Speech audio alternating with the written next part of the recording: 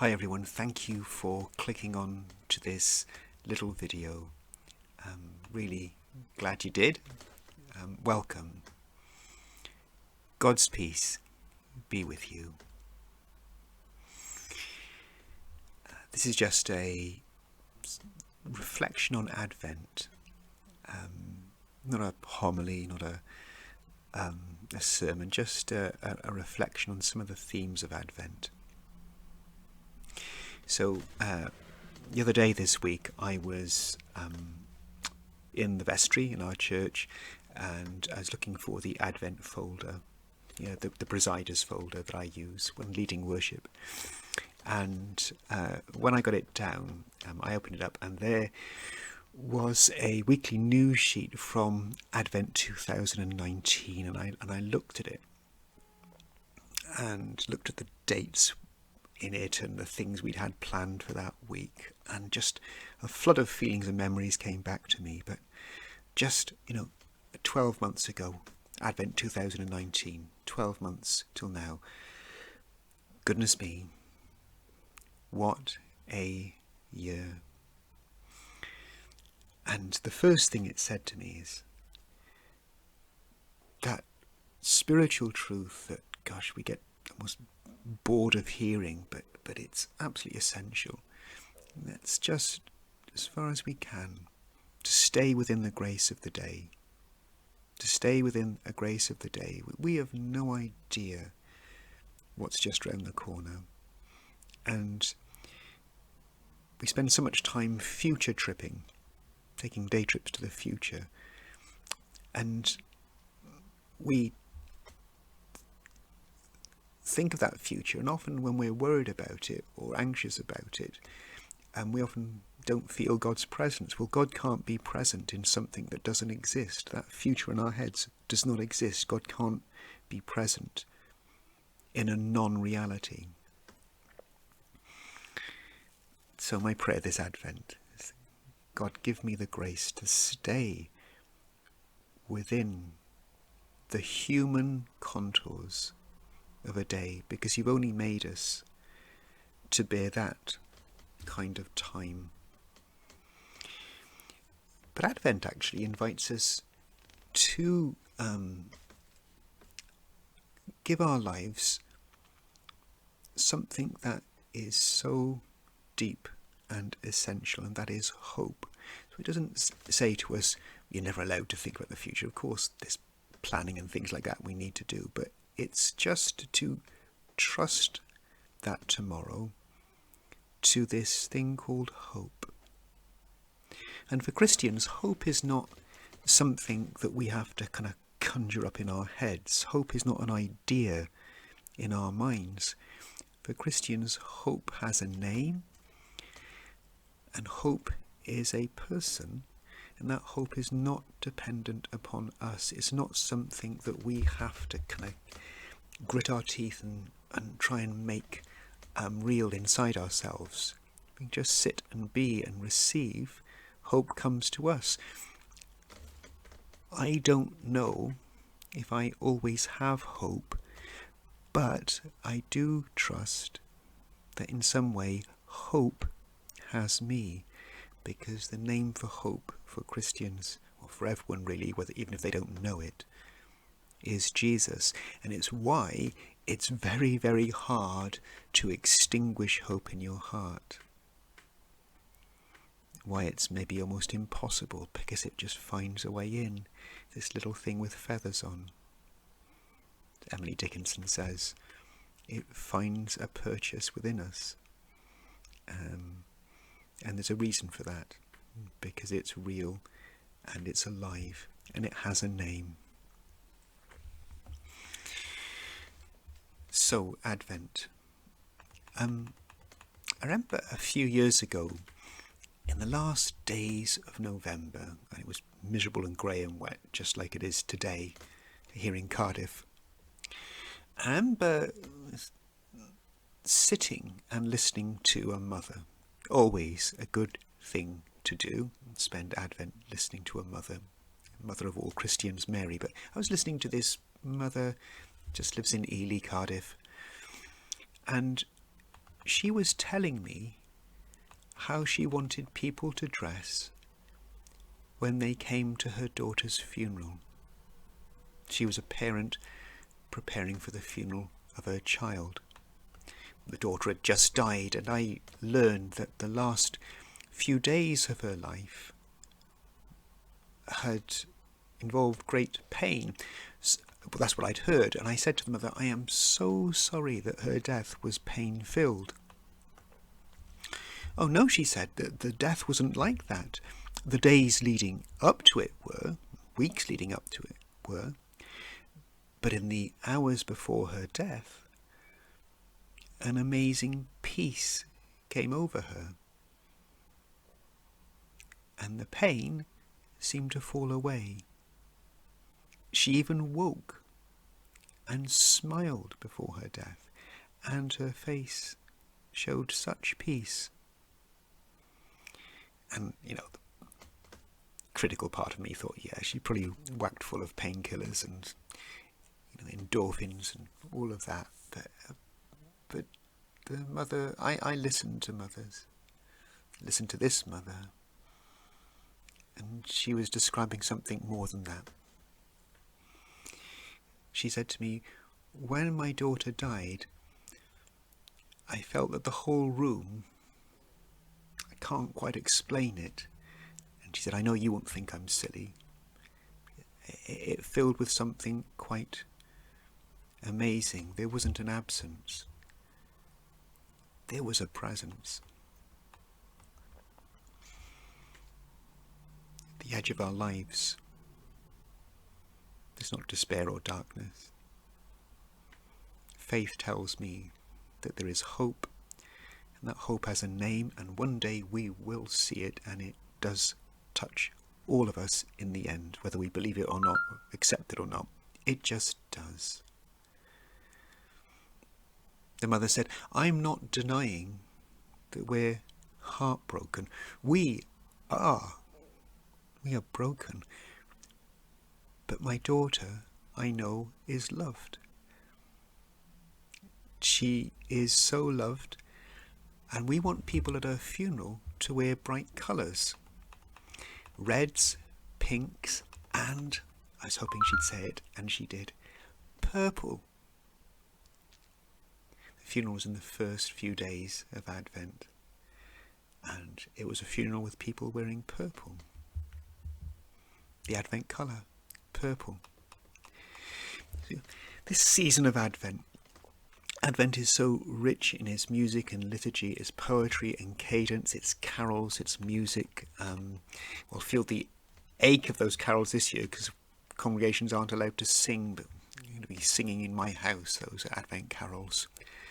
And maybe this mother wasn't like a churchgoer, but maybe she intuited, maybe there was some sort of memory. The colour purple. What does the colour purple mean? Well, one of the meanings I like to see in it is that in church the colour purple means sorrow into joy and darkness into light. The purple was the colour for royalty, and for us that is Jesus, the slave king, the poor man's king. And this king always turns sorrow into joy. And so in his church, purple is the colour the priest wears, the deacon wears in funerals. Often that's the colour we wear. As the coffin is lowered into the ground, or as the curtains close in the crematorium, the priest wearing a purple stole. I should have had one with me right now, but I don't. But anyway, I'll put a picture of it on. The priest, as the curtains close, or as the coffin is laid into the ground, the priest with purple stole says, "Death, you think you've won? Well, we are the children of the resurrection, and I am commending this soul, this heart of this dear sister, this dear brother, to Christ." Purple. for when darkness turns to light and sorrow into joy. Purple is the colour the priest wears to hear confessions of sins, sadness and fear, as someone tells us what's weighing on their mind or gnawing away at their souls. A priest with a purple stole says to the demons of shame and guilt, "In the name of almighty forgiveness, I reclaim this soul for light." Purple, liturgical purple, the colour of brokenness touched by love. Purple is the colour for when the priest anoints with holy oil a person who is hurting in body, mind or spirit. Purple is for when pain is touched by healing. And of course, purple is the Advent colour. In Advent, all of these meanings, sorrow into joy, light in darkness into light, pain into healing, shame and guilt into forgiveness and new life. It brings all of this together because it is our hope, and hope has a name, and that name is Jesus, and he is the God who comes. Advent, from the Latin verb advenio, or the infinitive advenire, to reach, to arrive. Advent is the arrival, the reaching out to us of hope, Jesus. In the last part of Advent, we think of his reaching out to us at Bethlehem 2,000 years ago. But in the first part of Advent, our scriptures and liturgy focus on his arrival at the end of time, when he will come to make all things new. Not some things, not most things, but he says all things, ta panta, all things. Advent colours this longing and desire that trusts that all things, not just nice things or pretty things, but ugly things and shameful things and broken things, all things will be touched by God's presence. Advent is coloured by a waiting that trusts. He always comes, always, often in a way that we do not expect, but he always comes. Advent celebrates the touching of two desires, God's desire for us and our desire for God. We might not call it God, but in all that our soul truly longs for, the ultimate source and goal of that is God. God not just 2,000 years ago, or not even at the end of time, but in every time and in every place. There are moments in life when it seems like our world ends. Often the Gospel in the first part of Advent, about things ending, kind of image-filled, symbol-filled parables of Jesus about the world coming to an end. And we experience that, all of us, at some point. The unexpected sort of mugs us, and it feels like time itself stops and the world stops spinning. In the Gospel for the first Sunday of Advent, Jesus says, when anguish or evil does that to you, does that to your world, hold your head high. Reach out to what is reaching out to you. Christians know that following Jesus does not mean that we'll never get sick or feel pain or sorrow. We know those things are coming, and being a Christian means walking open-armed into all of those things, expecting them, but with faith that Jesus is who the scriptures say he is, Emmanuel, God with us, God beside us, however we feel. Stay within the grace of the day, Jesse Smith. That's what I feel God saying to me all the time. Because when I'm future tripping, I'm not awake, I'm not alive to what God is needing me to do and attend to and enjoy and receive in the present. You know this, and I know this. Looking at that Advent news sheet from 2019, goodness, I want to know that lesson, learn that lesson, and God will have to sort of give me an ocean of grace to do that, because I don't know how to do it myself, but I want to know and I want to learn, and I give that wanting to God. And the hope that holds us is saying to us, because there's a future in which God comes with the judgment of a healer and the saving compassion that we see in Jesus, we can let that future be and attend to that present. In a paradoxical way, the Advent hope can make us more alive today. And so often we're like on sort of autopilot, and we're just doing the same old without really thinking or asking about it. May the Advent hope wake us to today. This Advent I want to listen to the mother. It's Mary, mother of all Christians, mother of every human being. And she is the mother of our Advent.